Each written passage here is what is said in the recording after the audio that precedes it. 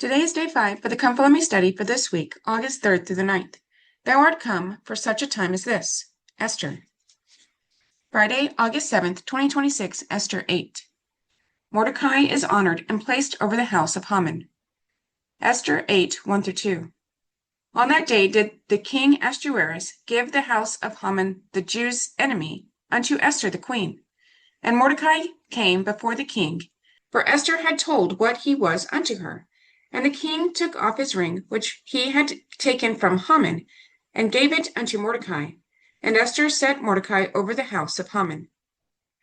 Ahasuerus issues a decree to preserve the Jews. Esther 8, 3 through 13.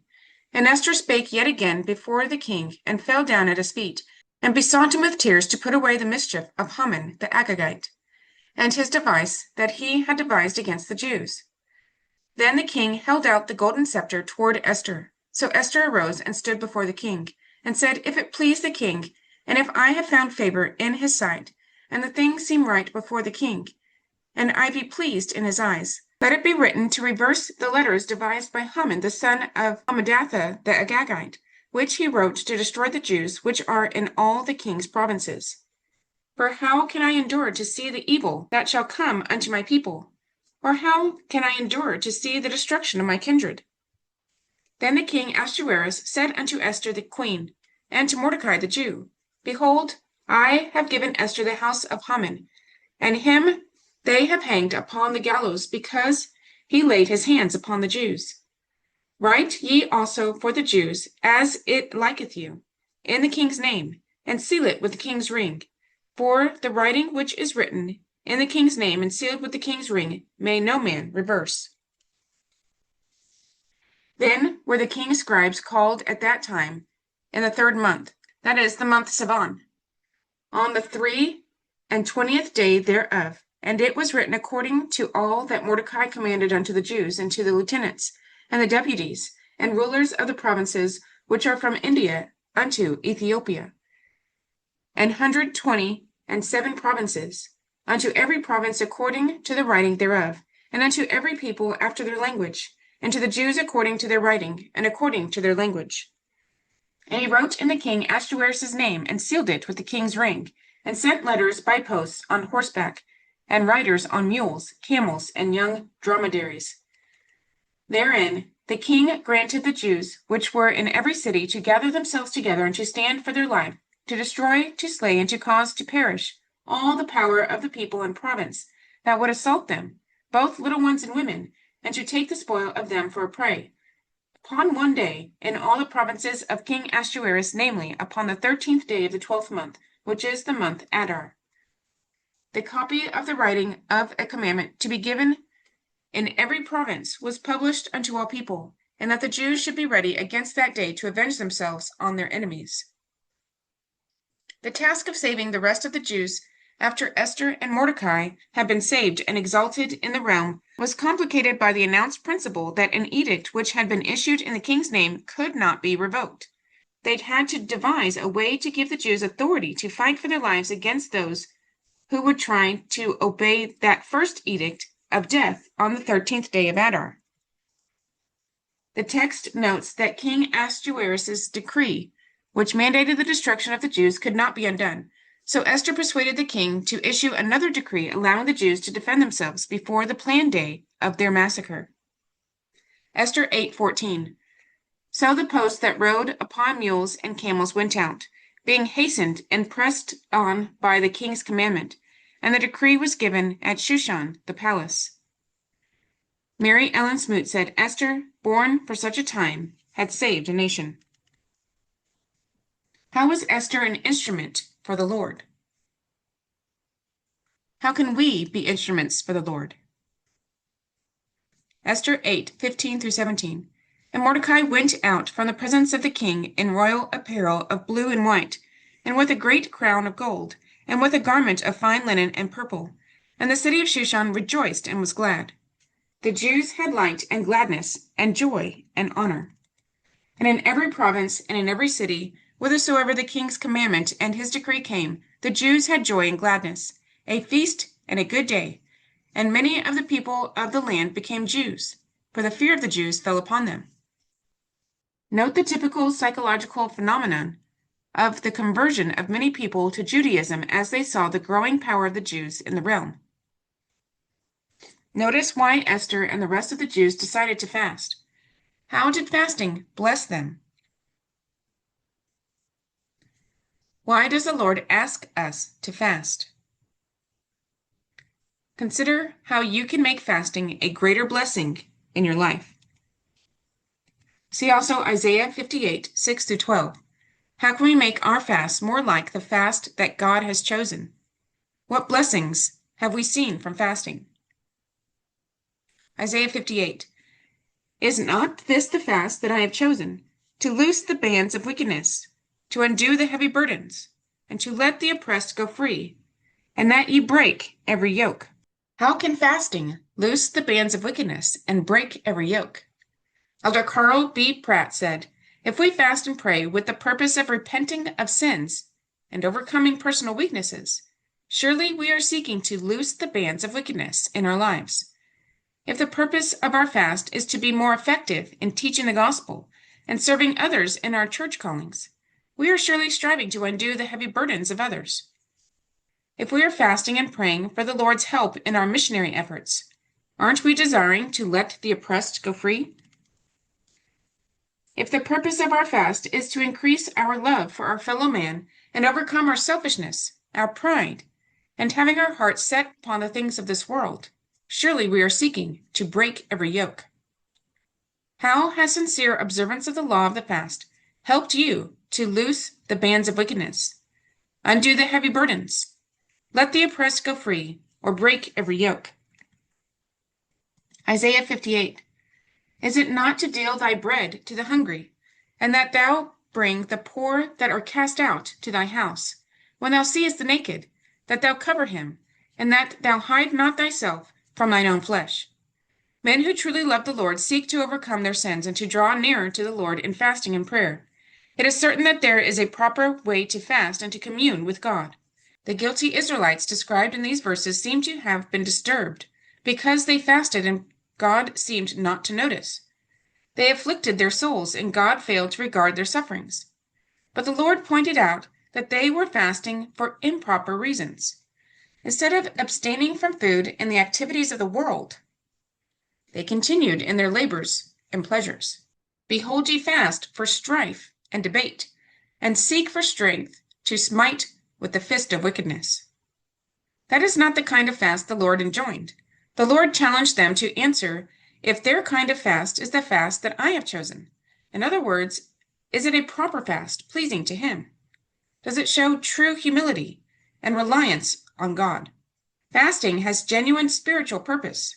It breaks the bands of wickedness, sets free the spiritually oppressed, and provides bread for the hungry and covering for the naked. Bishop John H. Vanderburg explained, I suppose when he speaks of loosing the bands of wickedness, of undoing the heavy burdens, and the breaking of every yoke, that he is referring to the wickedness of people who think only of themselves in selfishness, vanity, pride, and having hearts so set upon the things of this world, that the two great commandments of loving God and loving neighbor are entirely forgotten. The principles of loving thy neighbor and of loving God are encompassed in the true purpose of the fast.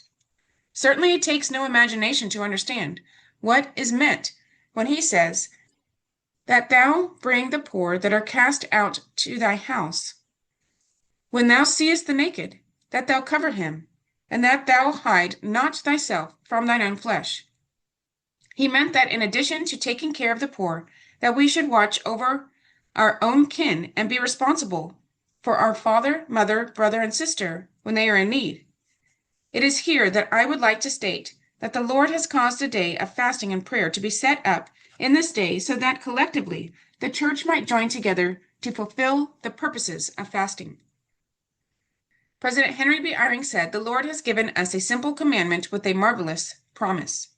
In the church today, we are offered the opportunity to fast once a month and give a generous fast offering through our bishop or branch president for the benefit of the poor and the needy. Some of what you give will be used to help those around you, perhaps someone in your own family. The Lord's servants will pray and fast for the revelation to know whom to help and what help to give. That which is not needed to help people in your local church unit will become available to bless other church members across the world who are in need. The commandment to fast for the poor has many blessings attached to it. President Spencer W. Kimball called failing to follow that law a sin of omission with a heavy cost. He wrote, "Rich promises are made by the Lord to those who fast and assist the needy. Inspiration and spiritual guidance will come with righteousness and closeness to our Heavenly Father. To omit to do this righteous act of fasting would deprive us of these blessings." Isaiah 58, "Then shall thy light break forth as the morning, and thine health shall spring forth speedily, and thy righteousness shall go before thee. The glory of the Lord shall be thy rearward." Rearward is an older word meaning rear guard. The Hebrew word asaph has the root meaning of to gather, and as used in Isaiah 58:8, it is applied to the gathering up of the scattered rear of an army, or the keeping it from straggling, and defending it from the attacks of an enemy. A better translation would be, "The glory of Jehovah will gather thee, or keep thee together," i.e., be thy rearward. When Israel is diligent in the performance of works of compassionate love, it is like an army on the march or traveling caravan, for which righteousness clears and shows the way as being the most appropriate gift of God, and whose rear is closed by the glory of God, which so conducts it to its goal that not one is left behind. How can we make our fasts more like the fast that God has chosen? What blessings have we seen from fasting? Isaiah 58, "Then shalt thou call, and the Lord shall answer. Thou shalt cry, and he shall say, Here I am. If thou take away from the midst of thee the yoke, the putting forth of the finger, and speaketh vanity, and if thou draw out thy soul to the hungry, and satisfy the afflicted soul, then shall thy light rise in obscurity, and thy darkness be as the noonday. And the Lord shall guide thee continually, and satisfy thy soul in drought, and make fat thy bones, and thou shalt be like a watered garden, and like a spring of water, whose waters fail not. And they that shall be of thee shall build the old waste places. Thou shalt raise up the foundations of many nations, and thou shalt be called the repairer of the breach, the restorer of paths to dwell in." Bishop Vanderburg explained the significance of the blessings promised in Isaiah 58, 8-12. Listen again to Isaiah and this promise. "Then shall thy light break forth as the morning, and thine health shall spring forth speedily." What would this be worth to you? Think of what it means. "And thy righteousness shall go before thee. The glory of the Lord shall be thy rearward." Further, "Then shalt thou call, and the Lord shall answer. Thou shalt cry, and he shall say, Here I am."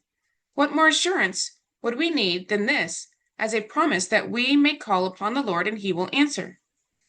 Then Isaiah reiterates, "If thou take away from thee the yoke, or wickedness, the putting forth of the finger, or accusing others, and speaking vanity, and if thou draw out thy soul to the hungry, and satisfy the afflicted soul, then shall thy light rise in obscurity, and thy darkness be as the noonday. And the Lord shall guide thee continually," or the Holy Ghost will direct your daily life, "and satisfy thy soul in drought." This is your personal security in times of need and difficulty, "and make fat thy bones." I believe this has to do with health. In the bone there is marrow, and marrow manufactures the blood that is vital to the strength and well-being of the body. "And thou shalt be like a watered garden, and like a spring of water, whose waters fail not," or inspiration and wisdom will flow from you continually.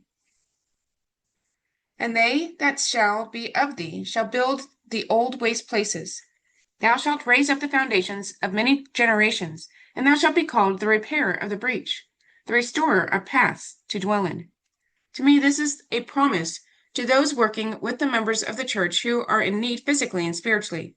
They that shall be with thee, or that you may be able to help them. To do what? Build the old waste places. And as you help them to build, thou shalt raise up the foundations of their many generations to follow. And then thou shalt be called the repairer of the breach. In other words, you have helped them overcome their weaknesses, to restore their souls, to bridge the gap through reactivating rehabilitation, and restoring the path for them to walk in. How has fasting brought you the blessings described in Isaiah 58, 8-12? How does Isaiah 58, 3-12 affect the way you think about fasting?